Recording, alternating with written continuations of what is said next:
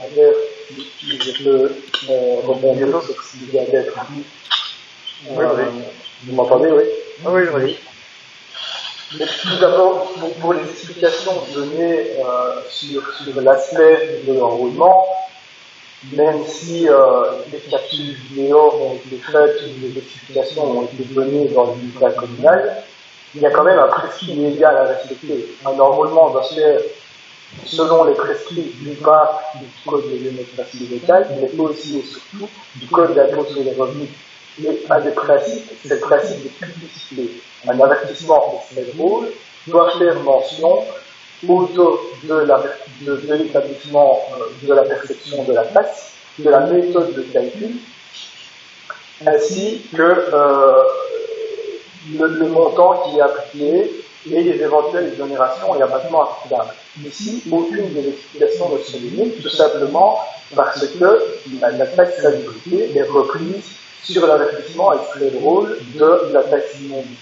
Donc, au niveau du principe de publicité, on n'y est pas du tout. On n'y est pas du tout et on ne respecte pas les prescrits légaux.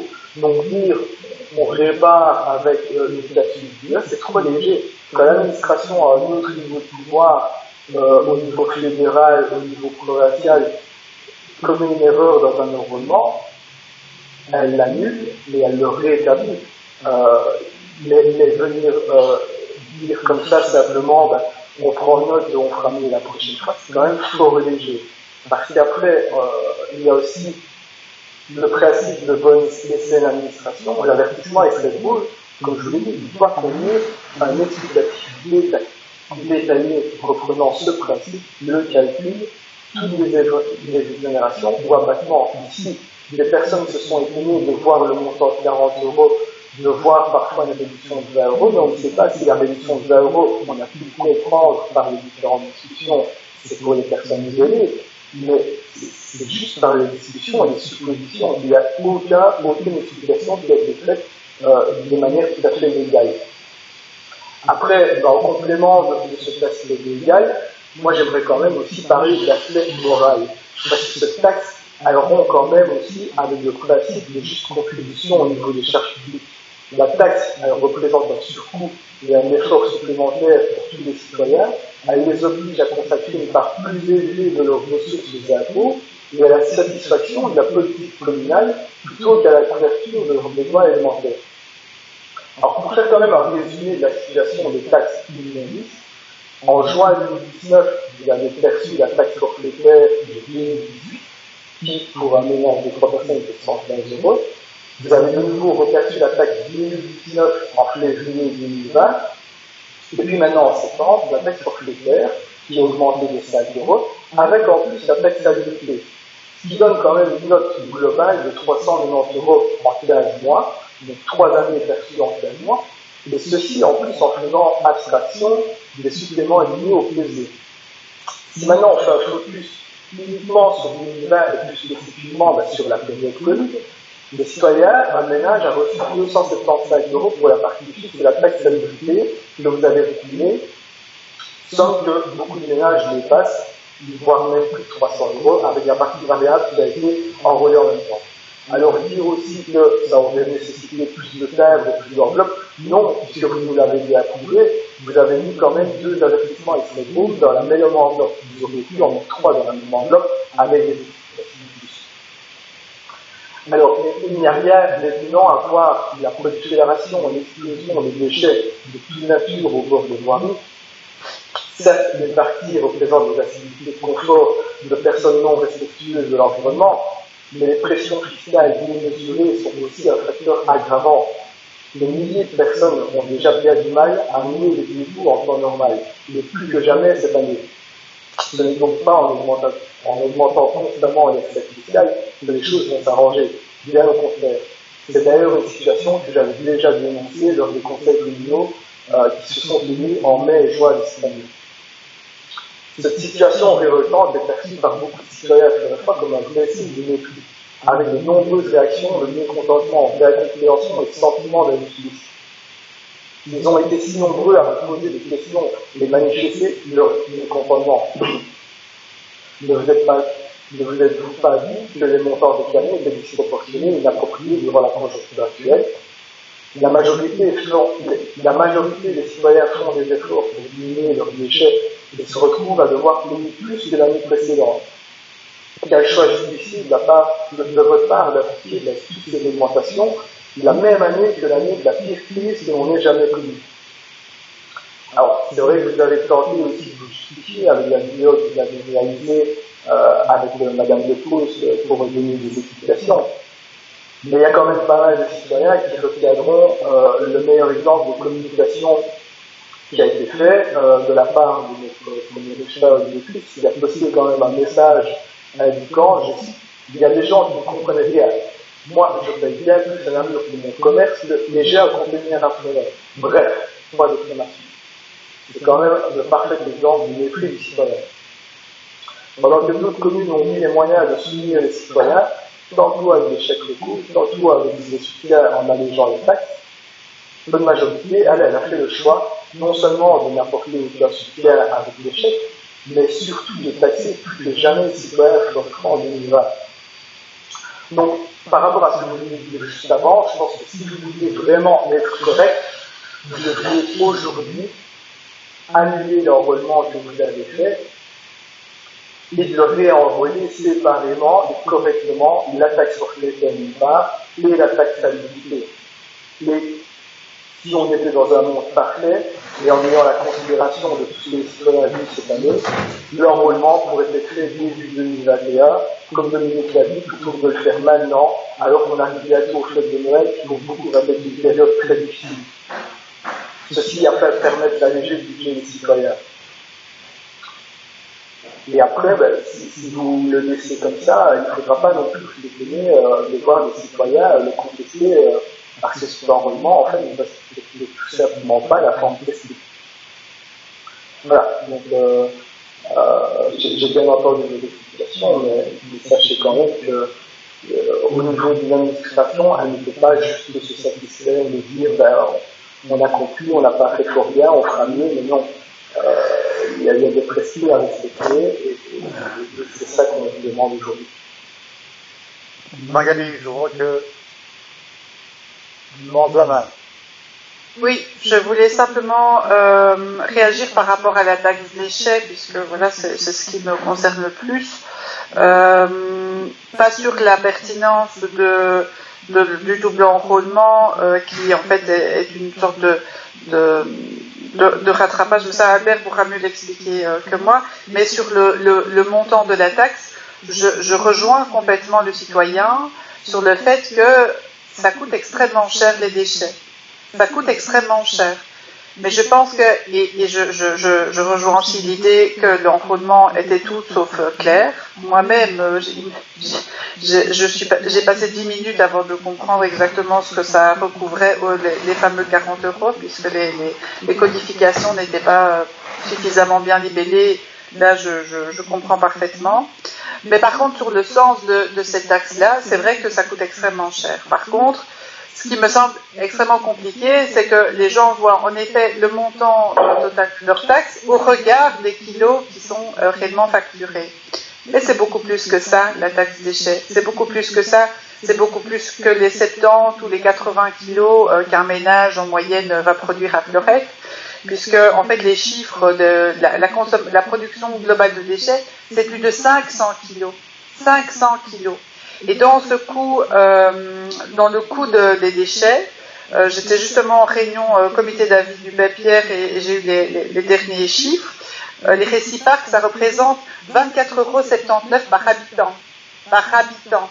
C'est la charge la plus lourde, puisque les réciparques, ça représente de mémoire 45% du volume de déchets qui est produit, enfin du coût en tout cas de la charge des déchets. Et je peux déjà vous dire que le BED nous annonce que les nouvelles ne sont pas réjouissantes pour les prochaines années, puisqu'en fait les coûts des déchets augmentent, les recettes qu'ils avaient sur les fractions de papier et carton diminuent considérablement. Les consignes de tri vont encore évoluer à partir du mois de janvier, ce qui ne sera pas non plus une bonne nouvelle, mais là on est en train d'y travailler. Et donc voilà, je pense qu'il faut admettre l'idée que le traitement des déchets a un impact énorme et que le montant de la taxe ne se résume pas uniquement au kilo que l'on met à rue, c'est beaucoup plus large que ça, et ça je pense que je l'avais bien expliqué dans la vidéo, mais en effet le rôle n'exprime pas tout cela, et ce que l'on est en train d'envisager pour l'année prochaine, c'est au moins un courrier d'accompagnement, à défaut de pouvoir avoir un rôle qui soit suffisamment explicite. Je pense qu'il faut quelque chose qui accompagne en tout cas la taxe pour donner en fait le sens, expliquer bien ce que ça recouvre quand on parle du forfait fixe et puis de son coût de kilos, enfin le nombre de kilos. Le forfait fixe, les gens pensent qu'en fait c'est uniquement le forfait pour les lever. Non, c'est faux, c'est beaucoup plus global que ça, c'est beaucoup plus large que ça. Donc voilà, je pense qu'il faut vraiment faire preuve de beaucoup plus de pédagogie par rapport à la compréhension de cette taxe, mais je rejoins le citoyen sur le fait que ça coûte extrêmement cher. On est bien d'accord. Et pour quelqu'un qui produit moins de déchets, eh bien la charge pour les réciparcs, la charge pour les PMC, pour les cartons, pour les bulles à verre, pour tous ces flux-là, elle reste la même. Elle est lissée sur l'ensemble de la population, et donc évidemment une famille qui tend en tout cas à faire du zéro déchet, eh bien quelque part elle n'est pas 100% récompensée de ses efforts, puisque on lui applique un montant plus forfaitaire sur les autres fractions de déchets. Et je comprends tout à fait que c'est perturbant de se dire que chaque année on produit de moins en moins de déchets, mais qu'en fait ça coûte de plus en plus cher. C'est pas de notre fait, puisque nous sommes tenus d'appliquer le coût vérité, donc nous sommes tenus de répercuter ce que le BEP nous facture pour le traitement et la collecte des déchets. Et donc voilà, on est un peu coincé avec les montants. La seule chose que l'on peut faire, en tant que représentant du BEP, on vient de nommer, c'est Rita, je pense, qui a été nommée pour le BEP Environnement, eh bien aux assemblées générales, dans les CA, si vous avez des personnes, il faut interpeller. Et voilà, ça permet en tout cas de faire remonter cette information-là. Pourquoi ça coûte si cher? Je pense que le problème, il est surtout là, il est au niveau des intercommunales. Et donc, essayer de trouver des solutions pour réduire la charge sur les citoyens et aussi, par ailleurs, inciter les citoyens à produire moins. Donc voilà, je pense qu'il faut aussi pouvoir faire comprendre ça. Ce n'est pas nous qui, d'un coup de baguette magique, décidons d'appliquer une taxe de 250 € sur un ménage pour les déchets. Donc voilà, je voulais simplement rappeler ceci. Je voudrais peut-être ajouter que cette année-ci, nous avons dû, le BEP a fait un rattrapage des 2 années précédentes où il avait puisé dans ses réserves parce qu'il ne voulait pas augmenter le montant de la taxe avant les élections. Et à ce moment-là, il y a eu un rattrapage qui était de l'ordre de 13%, donc une augmentation de 13% du coût des déchets ici pour la commune de Florey. Oui, c'est vrai, ça coûte cher parce que c'est 508 kilos, si je me trompe, c'est ça qui est indiqué sur la feuille au dos, c'est 508 kilos de déchets par habitant par an. Alors bien sûr, il y en a qui ne produisent pas cela. Il faut savoir que dans cela, il y a déjà 100 kilos de déchets inertes, il y a des déchets verts pour une quantité importante, il y a les déchets ménagers qui, par habitant, se situent à 83 kilos, il y a le verre, il y a le papier carton, il y a les PMC, et puis il y a tous les autres déchets spéciaux et autres que l'on amène en parc à conteneurs. Les encombrants aussi, ça a aussi un coût. Donc voilà, nous on préférerait que ça coûte moins cher et nous préférions aussi que la taxe déchets soit davantage proportionnelle à la quantité de déchets que les personnes mettent. Parce que c'est vrai que les personnes qui font un gros effort pour diminuer leur quantité de déchets ménagers, ceux qu'on met dans la poubelle grise ou noire, ces personnes-là ne se sentent pas du tout encouragées dans leur recherche par rapport à d'autres qui produisent beaucoup plus de déchets et qui ne payent finalement pas beaucoup plus. Mais si je peux quand même répondre à ce que vous venez de dire, parce que en fait, vous avez redonné des explications qui avaient déjà été données sur la taxe des déchets, mais ce n'était pas ça l'objet, en tout cas à mon niveau, de l'intervention, parce que la taxe des déchets, on ne l'a pas contestée. Le montant forfaitaire, même s'il a augmenté de 5 euros, il n'est pas contesté sur la forme. On sait bien ce que ça coûte. Et oui, vous avez dû augmenter pour examiner sur le coût de levier, le poids des leviers, le poids des kilos. Mais ici, la discussion, elle est sur le fait, non seulement de votre choix politique d'avoir voulu raccourcir le délai de perception de la taxe forfaitaire qui avant était perçue au mois de juin, vous l'avez fait l'année suivante au mois de février, et puis l'année encore suivante en mois de septembre, ce qui veut dire que vous avez perçu 3 années de taxe sur 15 mois, mais non pas sur 36 mois. L'avoir fait, ça tombe en 2020, alors quand vous l'avez décidé en 2018, forcément vous ne saviez pas ce qu'il allait se passer en 2020, mais maintenant, depuis le mois de mars, vous saviez bien la situation dans laquelle on est. Donc vous auriez pu postposer le relevement que vous avez fait en septembre jusqu'au maximum au 30 juin de l'année qui suit. Et le deuxième objet que je contestais dans ma discussion, c'était le fait de renvoyer ce nouvel taxe salubrité sur le même avertissement extrait drôle que la taxe immondice. La taxe immondice, je ne l'ai pas contestée dans ma présentation. C'est un montant qui est par les citoyens. Alors c'est vrai que ceux qui sont en faveur du zéro déchet, qui font des très gros efforts, ils se sentent encore plus pénalisés, puisque eux, forcément, ils ont payé ici 275 € en 2020 pour avoir fait peut-être 0 kg de déchets. Ça, c'est un fait. Mais c'est le fait d'avoir enrôlé de façon non légale la nouvelle taxe salubrité qui, elle, concerne la propreté publique, qui n'a rien à voir avec la taxe immondice et qui aurait dû faire l'objet d'un enrôlement totalement séparé et qui, de plus est, aurait pu être enrôlé aussi jusqu'au 30 juin de l'année qui suit. Voilà, c'est juste les choix politiques d'avoir enrôlé 2 années d'exercice 2019 et 2020 dans cette année-ci, la période Covid, mais d'avoir également enrôlé de façon erronée la nouvelle taxe salubrité sur l'avertissement exprimé de la taxe. Voilà. Ok, merci. On va arrêter là. Est-ce qu'il y a d'autres questions sur d'autres sujets, s'il vous plaît? Apparemment non. Je n'ai pas mon micro.